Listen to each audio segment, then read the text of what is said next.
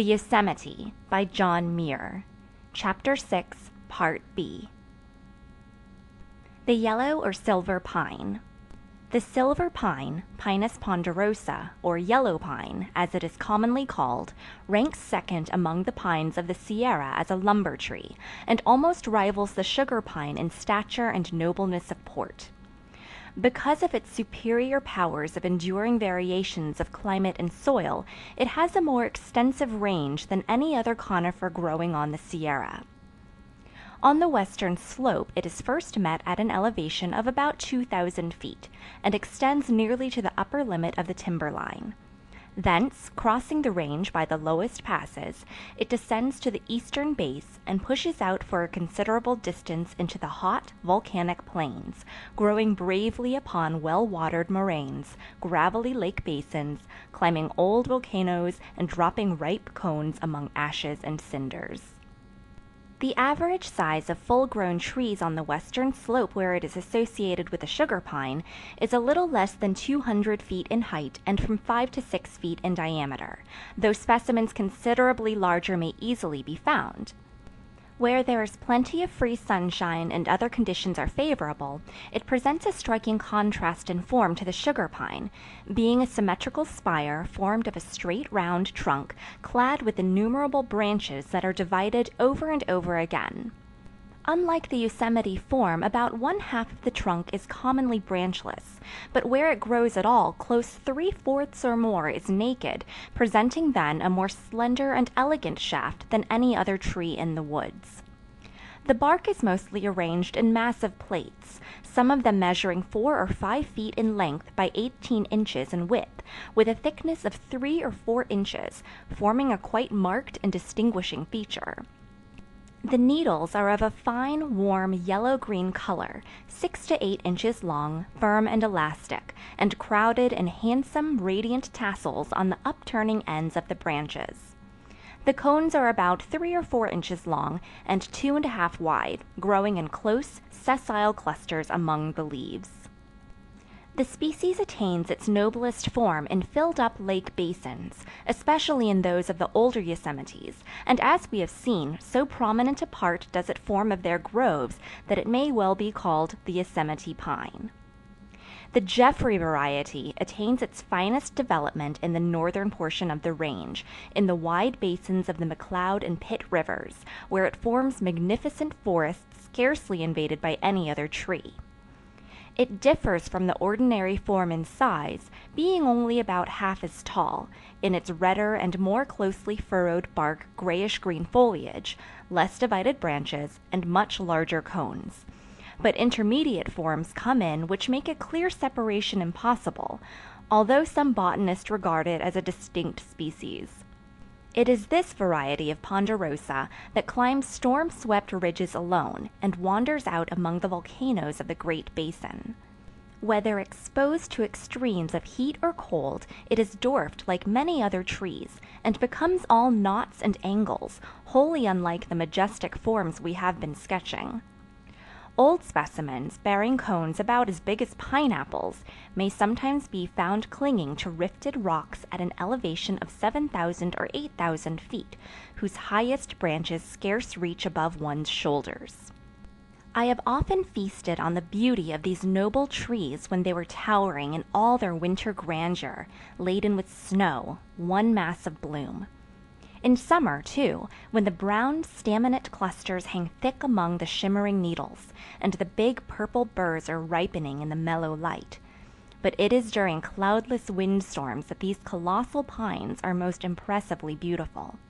Then they bow like willows, their leaves streaming forward all in one direction, and when the sun shines upon them at the required angle, entire groves glow as if every leaf were burnished silver. The fall of tropic light on the crown of a palm is a truly glorious spectacle, the fervid sun flood breaking upon the glossy leaves in long lance rays, like mountain water among boulders at the foot of an enthusiastic cataract. But to me, there is something more impressive in the fall of light upon these noble, silver pine pillars. It is beaten to the finest dust and shed off in myriads of minute sparkles that seem to radiate from the very heart of the tree as if like rain falling upon fertile soil, it had been absorbed to reappear in flowers of light. This species also gives forth the finest wind music. After listening to it in all kinds of winds, night and day, season after season, I think I could approximate to my position on the mountain by this pine music alone. If you would, catch the tone of separate needles climb a tree in breezy weather. Every needle is carefully tempered and gives forth no uncertain sound, each standing out with no interference excepting during head gales. Then you may detect the click of one needle upon another, readily distinguishable from the free wind-like hum. When a sugar pine and one of these species equal in size are observed together, the latter is seen to be more simple in manners, more lively and graceful, and its beauty is of a kind more easily appreciated. On the other hand, it is less dignified and original in demeanor. The yellow pine seems ever eager to shoot aloft, higher and higher. Even while it is drowsing in autumn sun gold, you may still detect a skyward aspiration, but the sugar pine seems too unconsciously noble and too complete in every way to leave room for even a heavenward care. The Douglas spruce. The Douglas spruce, Pseudotsuga douglasii, is one of the largest and longest-lived of the giants that flourish throughout the Maine pine belt, often attaining a height of nearly 200 feet and a diameter of 6 or 7 feet. Where the growth is not too close, the stout, spreading branches, covering more than half of the trunk, are hung with innumerable slender, drooping sprays, handsomely feathered with the short leaves which radiate at right angles all around them. This vigorous tree is ever beautiful, welcoming the mountain winds and the snow, as well as the mellow summer light, and it maintains its youthful freshness undiminished from century to century through 1,000 storms. It makes its finest appearance during the months of June and July, when the brown buds at the ends of the sprays swell and open, revealing the young leaves, which at first are bright yellow, making the tree appear as if covered with gay blossoms, while the pendulous bracted cones, 3 or 4 inches long with their shell-like scales, are a constant adornment. The young trees usually are assembled in family groups, each sapling exquisitely symmetrical. The primary branches are whorled regularly around the axis, generally in 5s, while each is draped with long, feathery sprays that descend in lines as free and as finely drawn as those of falling water. In Oregon and Washington, it forms immense forests, growing tall and mast-like to a height of 300 feet, and is greatly prized as a lumber tree. Here, it is scattered among other trees or forms small groves, seldom ascending higher than 5,500 feet, and never making what would be called a forest. It is not particular in its choice of soil, wet or dry, smooth or rocky. It makes out to live well on them all. 2 of the largest specimens, as we have seen, are in Yosemite. One of these, more than 8 feet in diameter, is growing on a moraine, the other, nearly as large, on angular blocks of granite. No other tree in the Sierra seems so much at home on earthquake taluses, and many of these huge boulder slopes are almost exclusively occupied by it. The incense cedar. Incense cedar, Libocedrus decurrens, already noticed among the Yosemite trees, is quite generally distributed throughout the pine belt without exclusively occupying any considerable area, or even making extensive groves. On the warmer mountain slopes, it ascends to about 5,000 feet, and reaches the climate most congenial to it at a height of about 4,000 feet, growing vigorously at this elevation in all kinds of soil, and, in particular, it is capable of enduring more moisture about its roots than any of its companions excepting only the sequoia. Casting your eye over the general forest from some ridgetop, you can identify it by the color alone of its spiry summits, a warm yellow-green. In its youth, up to the age of 70 or 80 years, none of its companions forms so strictly tapered a cone from top to bottom. As it becomes older, it oftentimes grows strikingly irregular and picturesque. Large branches push out at right angles to the trunk, forming stubborn elbows and shoot up parallel with the axis. Very old trees are usually dead at the top. The flat, fragrant plumes are exceedingly beautiful. No waving fern frond is finer in form and texture. In its prime, the whole tree is thatched with them, but if you would see the libocedrus in all its glory, you must go to the woods in midwinter when it is laden with myriads of yellow flowers about the size of wheat grains, forming a noble illustration of nature's immortal virility and vigor. The mature cones, about 3/4 of an inch long, borne on the ends of the plumy branchlets, serve to enrich still more the surpassing beauty of this winter-blooming tree goldenrod. The silver firs. We come now to the most regularly planted and most clearly defined of the main forest belts, composed almost exclusively of two silver firs, Abies concolor and Abies magnifica, extending with but little interruption 450 miles at an elevation of from 5,000 to 9,000 feet above the sea. In its youth, Abies concolor is a charming symmetrical tree with its flat plumy branches arranged in regular whorls around the whitish-gray axis, which terminates in a stout, hopeful shoot, pointing straight to the zenith, like an admonishing finger. The leaves are arranged in two horizontal rows along branchlets that commonly are less than 8 years old, forming handsome plumes, pinnated like the fronds of ferns.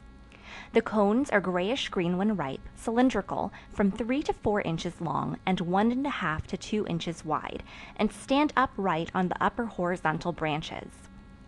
Full-grown trees in favorable situations are usually about 200 feet high and 5 or 6 feet in diameter. As old age creeps on, the rough bark becomes rougher and grayer, the branches lose their exact regularity of form, many that are snow-bent are broken off, and the axis often becomes double or otherwise irregular from accidents to the terminal bud or shoot.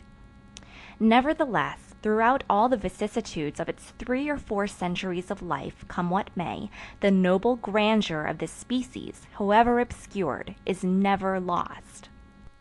The magnificent silver fir, or California red fir, Abies magnifica, is the most symmetrical of all the Sierra giants, far surpassing its companion species in this respect, and easily distinguished from it by the purplish-red bark, which is also more closely furrowed than that of the white, and by its larger cones, its more regularly whorled and fronded branches, and its shorter leaves, which grow all around the branches and point upward instead of being arranged in two horizontal rows. The branches are mostly whorled in fives, and stand out from the straight red-purple bole in level, or in old trees in drooping collars, every branch regularly pinnated like fern fronds, making broad plumes, singularly rich and sumptuous-looking. The flowers are in their prime about the middle of June, the male red, growing on the underside of the branches in crowded profusion, giving a very rich color to all the trees, the female greenish-yellow, tinged with pink, standing erect on the upper side of the topmost branches, while the tufts of young leaves, about as brightly colored as those of the Douglas spruce, make another grand show. The cones mature in a single season from the flowers. When mature, they are about 6 to 8 inches long, 3 or 4 in diameter, covered with a fine gray down and streaked and beaded with transparent balsam, very rich and precious looking, and stand erect like casks on the topmost branches. The inside of the cone is, if possible, still more beautiful. The scales and bracts are tinged with red, and the seed wings are purple with bright iridescence. Both of the silver firs live between 2 and 3 centuries when the conditions about them are at all favorable. Some venerable patriarch may be seen heavily storm-marked, towering in severe majesty above the rising generation, with a protecting grove of hopeful saplings pressing close around his feet, each dressed with such loving care that not a leaf seems wanting. Other groups are made up of trees near the prime of life, nicely arranged as if nature had culled them with discrimination from all the rest of the woods. It is from this tree, called red fir by the lumbermen, that mountaineers cut boughs to sleep on when they are so fortunate as to be within its limit. 2 or 3 rows of the sumptuous plushy fronded branches overlapping along the middle, and a crescent of smaller plumes mixed to one's taste with ferns and flowers for a pillow, form the very best bed imaginable. The essence of the pressed leaves seems to fill every pore of one's body. Falling water makes a soothing hush, while the spaces between the grand spires afford noble openings through which to gaze dreamily into the starry sky.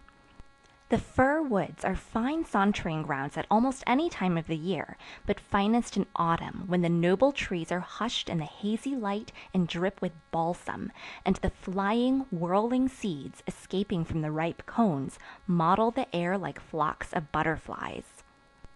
Even in the richest part of these unrivaled forests, where so many noble trees challenge admiration, we linger fondly among the colossal firs and extol their beauty again and again, as if no other tree in the world could henceforth claim our love. It is in these woods the great granite domes arise that are so striking and characteristic a feature of the Sierra. Here, too, we find the best of the garden meadows full of lilies. A dry spot a little way back from the margin of a silver fir lily garden makes a glorious campground, especially where the slope is toward the east with a view of the distant peaks along the summit of the range. The tall lilies are brought forward most impressively like visitors by the light of your campfire, and the nearest of the trees with their whorled branches tower above you like larger lilies, and the sky seen through the garden opening seems one vast meadow of white lily stars. End of Chapter 6, Part B.